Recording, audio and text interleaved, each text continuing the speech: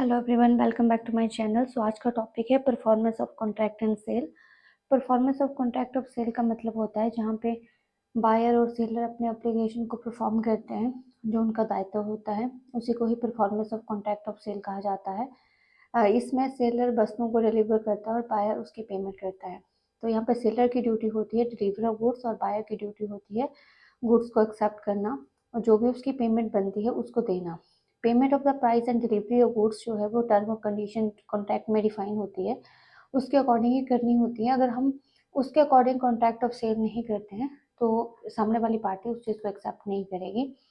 Seller delivery of goods करता है, buyer make the payment. अब बात करते हैं डिलीवरी क्या होती है। डिलीवरी सेक्शन 2 सबसेक्शन 2 में डिफाइन की गई है सेल ऑफ गुड्स एक्ट में।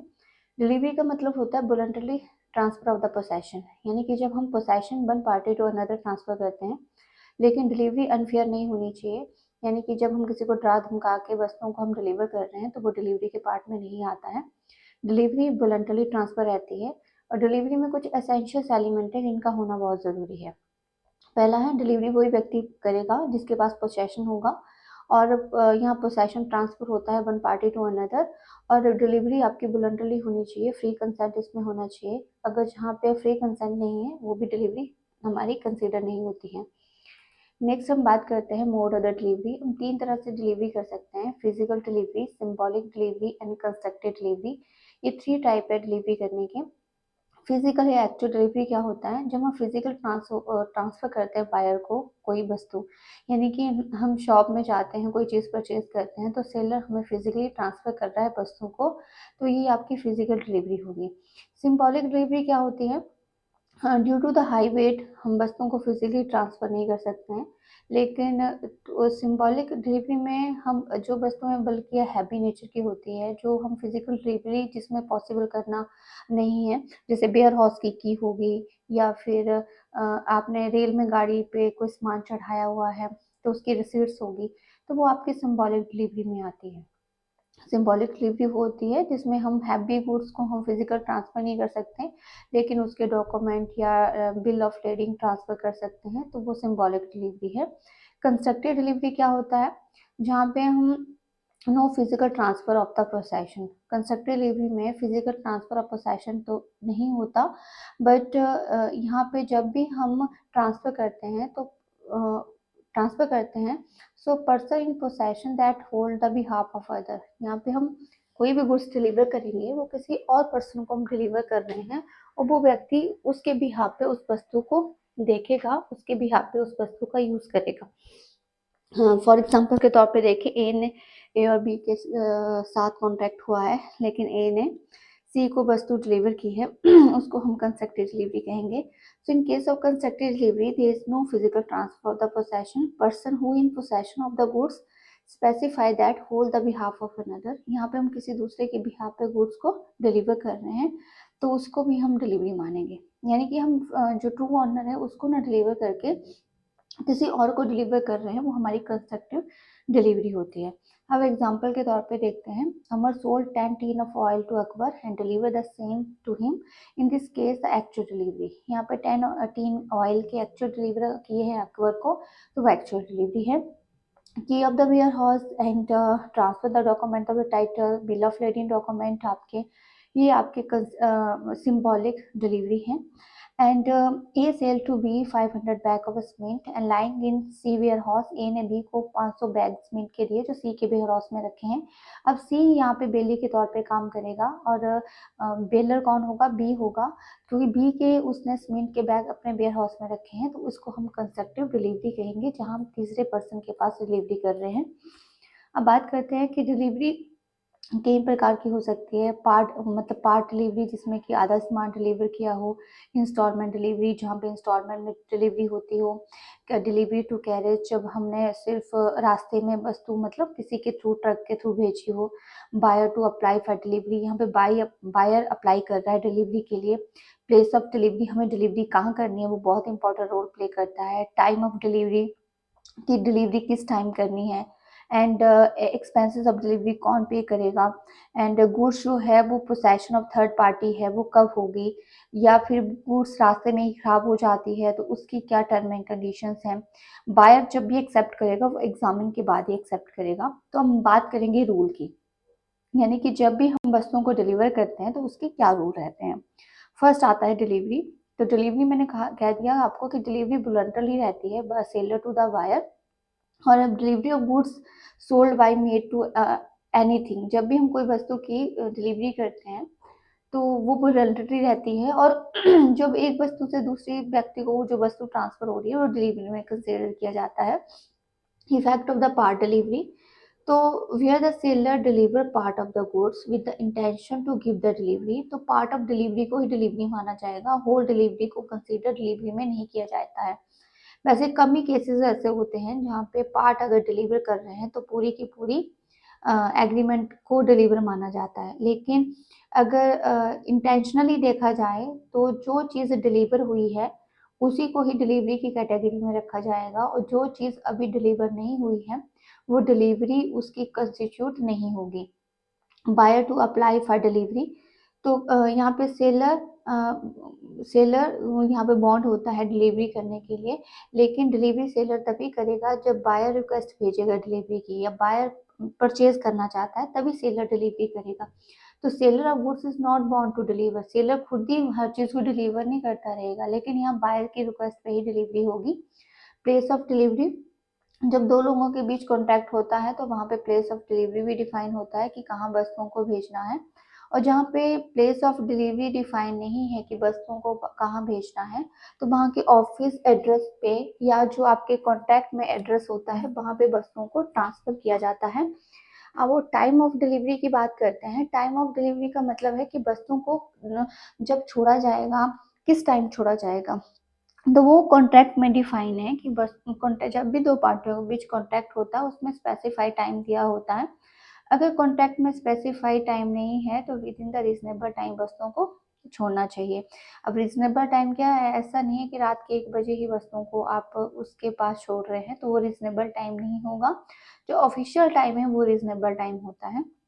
Goods in the possession of the third party, तो गुड्स जो है आप थर्ड पार्टी के बिहाफ पे भी डिलीवर कर सकते हैं, but delivery will not take place unless third party specified.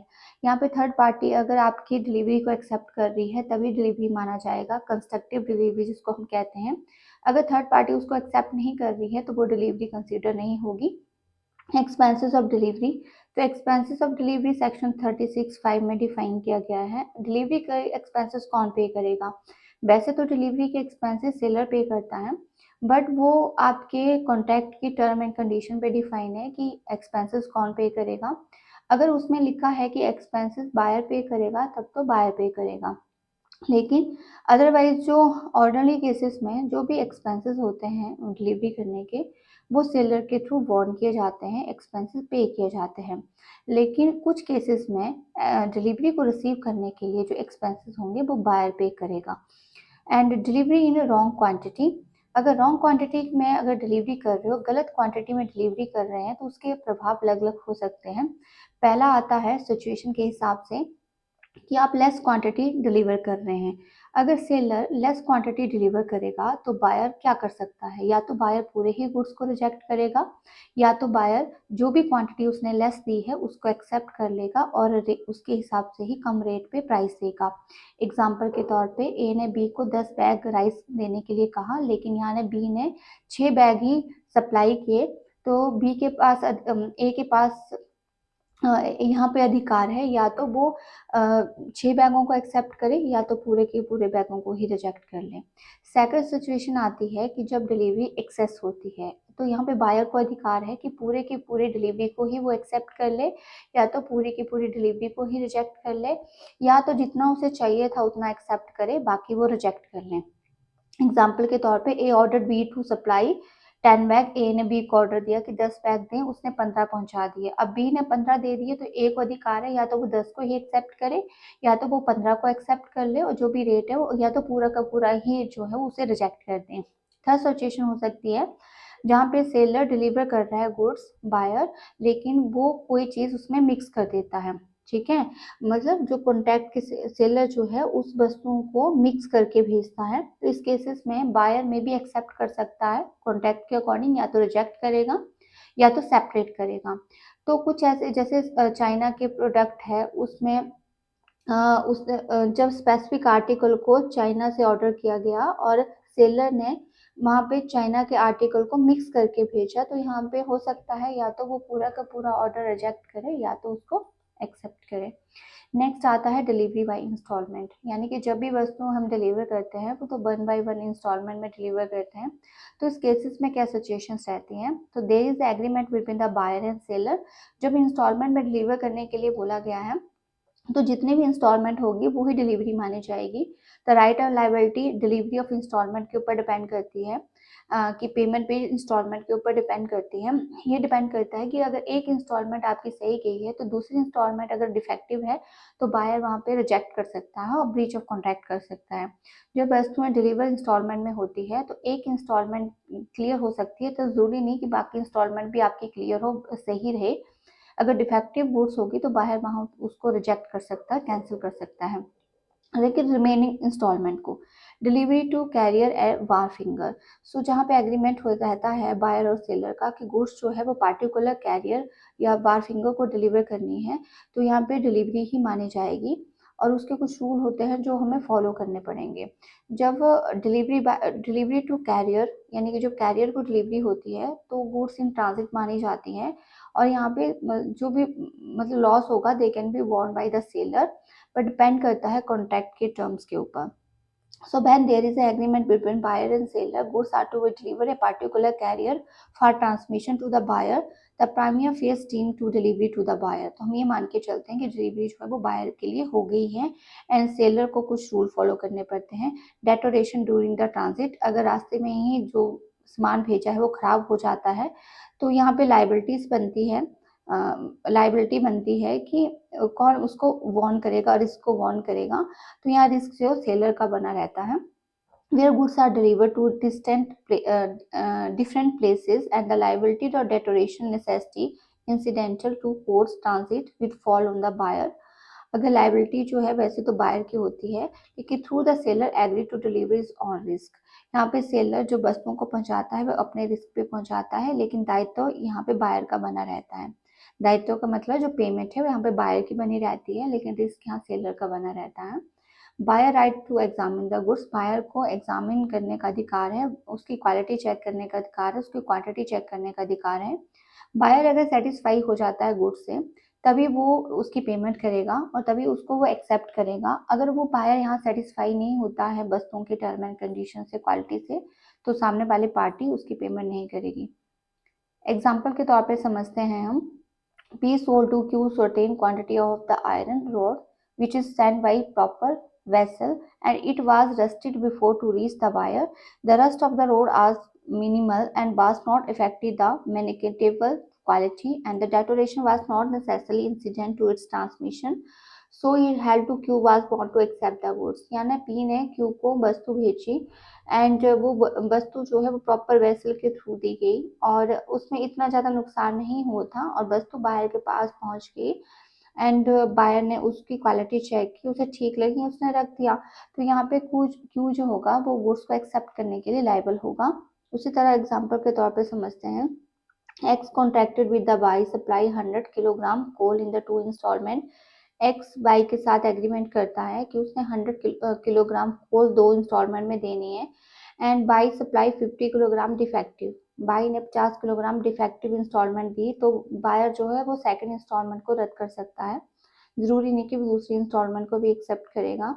उसी तरह से B at the Agra order A who live in Calcutta the cask of oil to be sent to him by railway.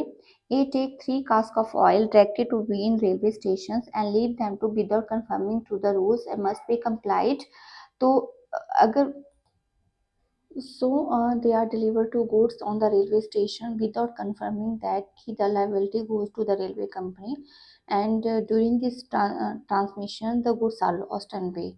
तो here is the buyer is not liable because यहाँ पे जो deliver करने वाला व्यक्ति है वो ऑलरेडी उसने अपनी रिस्पॉन्सिबिलिटी ढंग से नहीं निभाई है, उसे विदाउट कंफर्मिंग, मतलब जो रूल था वो ये था कि वो रेलवे कंपनी लायबल होगी, और रेलवे कंपनी सेफ कैरेज अगर नहीं पहुंचाती है तो वो ऑर्डर पास नहीं किया गया, तो देन यहाँ पे सेलर लायबल होगा पेमेंट के लिए, मतलब अपने लॉसेस के लिए। एक्सेप्टेंस ऑफ डिलीवरी की बात करते हैं। एक्सेप्टेंस ऑफ डिलीवरी सेक्शन 42 में डिफाइन किया गया है। बायर ही डिलीवरी को एक्सेप्ट करता है, क्योंकि सेलर डिलीवरी ऑफ गुड्स करता है, बायर उस चीज़ को एक्सेप्ट करता है। तो यहाँ पे सेलर को इंटीमेट करना पड़ता है कि गुड्स डिलीवर हुई है, और वहाँ पे सामने वाली पार्टी उसको एक्सेप्ट करेगी।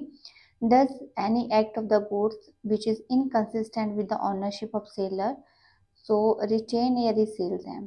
अब एक्सेप्टेंस ऑफ डिलीवरी कौन देता है? बायर देता है, और लेकिन वो गुड फेथ में होगी। अगर ऑनर, वस्तु का ऑनर ही वस्तुओं को सेल कर सकता है, लेकिन कुछ सर्कमस्टांसिस में ऑनर के अलावा भी वस्तुओं को सेल कर सकता है। Title of estoppel and mercantile agent sell कर सकते हैं। अगर वस्तु सेलर के पोसेशन में है तो वस्तु एज ए बेली वो रख सकता है या रिसेल कर सकता है कुछ कंडीशंस पे। Retain the goods after lapse of the reasonable time, intimate the seller that he reject them. अगर यहाँ सामने वाली पार्टी कुछ टाइम तक एक्सेप्ट नहीं करती है वस्तुओं को, तो सेलर कॉन्ट्रैक्ट को रिजेक्ट कर सकता है। Buyer liability for rejecting, neglecting and refusing delivery. Buyer कब वस्तुओं को रिजेक्ट कर सकता है, निगलेक्ट कर सकता है, रिफ्यूज कर सकता है?